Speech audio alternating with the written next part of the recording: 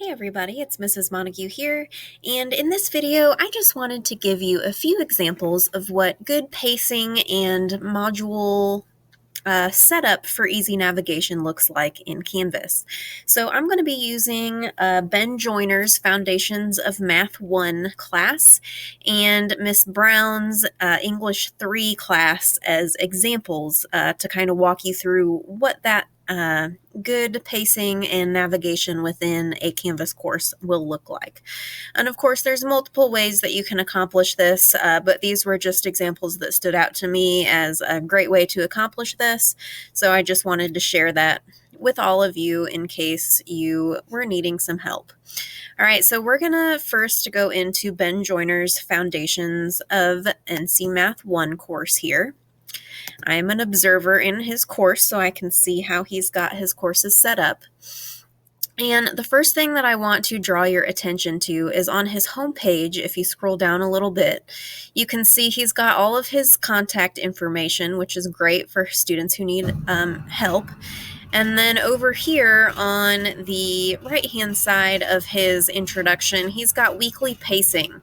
So it shows students exactly what they should be doing on each day of the week. And so that way they know how to pace themselves through the week rather than trying to get it all done in a day. So I'm going to go over to his modules section now so you can see what that pacing actually looks like within his modules, which I think he's done a really great job of. So this module at the top is for the week of 9/9 through 9/15, as you can see here. And he's got this module set to have students complete it in sequential order. The math department specifically has decided that they are all going to make the current week's work be the top module showing. So that's why we've got the 9/9/15 module up here at the top.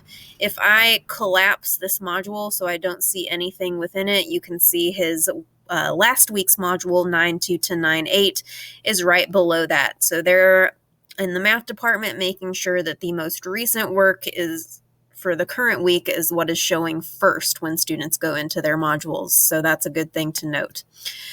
What I specifically like about how Ben has his modules set up is that he has specific days laid out within his module, how he's built them. So you can see for this first one, Wednesday 9/9 is just a catch-up day. So you've got the reminder to check in with the homeroom teacher for attendance, some information on catch-up day, and basically saying to students to use this day to complete any missing work from the previous modules.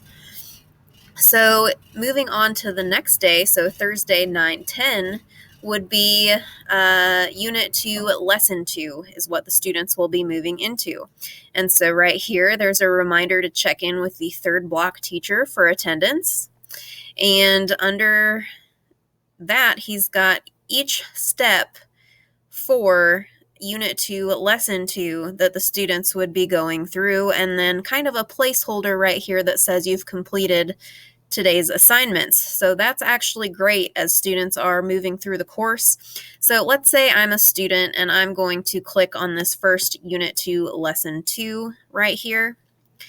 If you know how students move through courses, let me move my face up a little bit. So he's got the essential questions here for this unit that he's working on, this lesson within this unit. And at the bottom of the page, there's previous and next buttons. So I click next, it's going to take me to my next step of this lesson, which is his guided notes, which he's got a link I can just click on. And when I click next again, it's going to take me over to the evaluating functions video. So this is a video based on the lesson's notes that he has shared with his class. And then again, once I've worked through this as a student, if I click next, it's going to take me to the assignment here. And so I can see this assignment is 100 points. It's got 7 questions and I can do unlimited attempts. Of course, it's not giving me the assignment or the ability to submit because I'm just an observer in here, but students should see that option within his course. So once they've completed their assignment, they can click next. And then this takes me to that placeholder page where it says, I have completed today's assignment. Congratulations, I've completed today's assignment. And you can follow the pacing guide listed on the modules page and use the day and date to determine which assignment to complete next.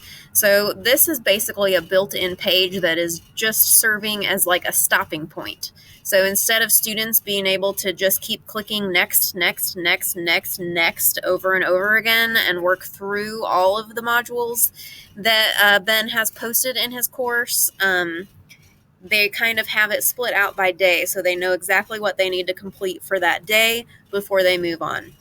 And of course, if a student wants to work ahead, that's completely fine. They just need to be aware that they still need to be doing their attendance checks, which he's got built in as the daily reminders. So of course, if I click next right here, again, it is taking me to the fourth block students attendance check-in window for this fourth block course. Next again is going to take me into Unit 2, Lesson 3, which is Ben's coursework for the following day. So this day was 9/10, so this Unit 2, Lesson 3 would be the start of 9/11.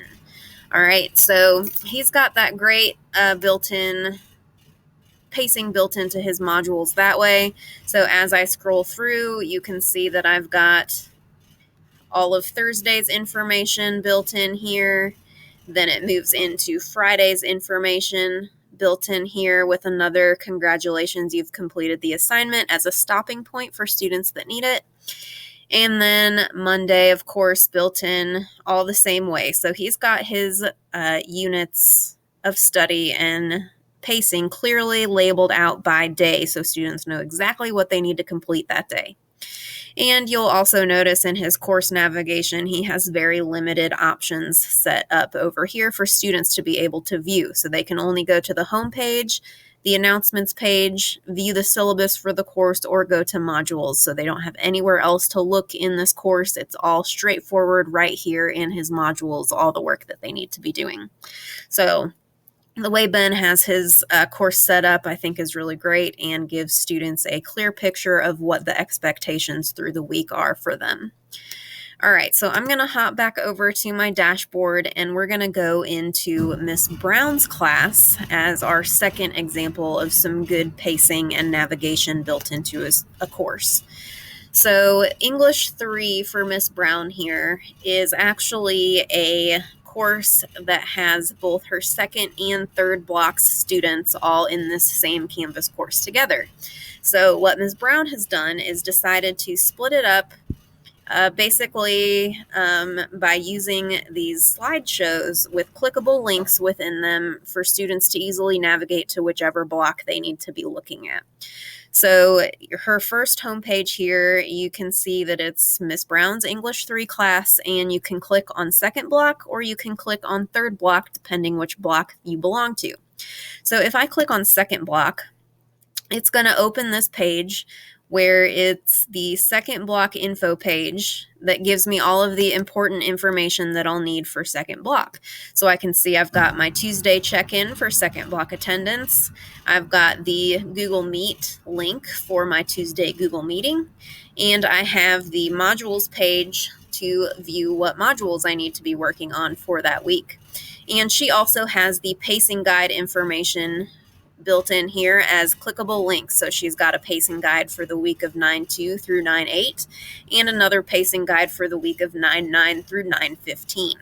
So she's got those pacing guides built in. When I click on that, of course, I don't have access to this because I'm just an observer, but her students will be able to see the pacing guide that she has built out. All right, so back to her homepage of her course. You can see Miss Brown has also limited her navigation for students over here on the side. They can only go to home, announcements, modules, and assignments.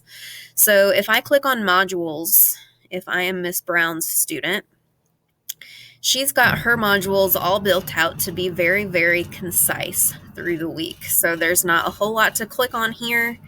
It's all kind of merged into an easy to navigate way. So She's got requirements set on her modules that students will have to complete all items that you can see over here right under my face. And then she's got 4 things underneath this week 3 module. So one thing I really liked for this first section of her module, what is pasta, if you click on that, you can see that she's got another slide built in here with some clickable links. So the goal at the top here, you can see, is to learn how to write a thesis statement that's non-formulaic. And then she's got links on accessing the information. So this what is pasta opens to a link that's a Jamboard with all of the information about the pasta method of developing a thesis statement built in that students can view and maybe take notes on if they need to. And then the next link is Miss Brown's explanation. So this link clicks to a video that Miss Brown has created to explain the pasta method a little bit more in depth. So her providing instruction to her students. And then you've got a link to their very first assignment, which is their pasta assignment. They're going to be actually developing one of these thesis statements. So rather than having all of this information split out into 3 different links within her module, or 3 different items within her module, however you want to put that, she's got it all right here on this easy to access slide that's got these arrows showing students how they should be moving through all of this information. All right, so once they do that, you can scroll down and see that they've got their Google assignment for their thesis statement built right in here, and they can complete that assignment and move on again to the next step of the module.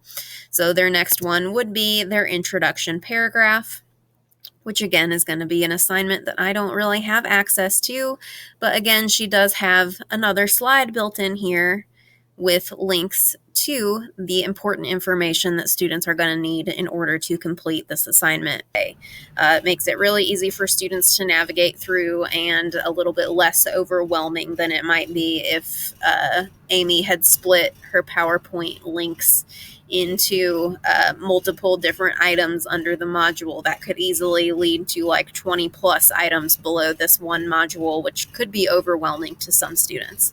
So that basically is your guide of examples on how to set up some pacing and some easy navigation tips for students working through Canvas courses. Of course, there are multiple ways that you can accomplish the pacing and setting up your module. So if you've got a different method that works for you, that's great. You can keep using that. But we just want to make sure that that pacing and that navigation is easy to use and built in for students so they know exactly what they need to be completing and when. So if you've got any questions on that or need some additional guidance on setting up your own course to include some clear pacing and some easy navigation tips through Canvas, just let me know and I would be happy to assist you. See you guys next time.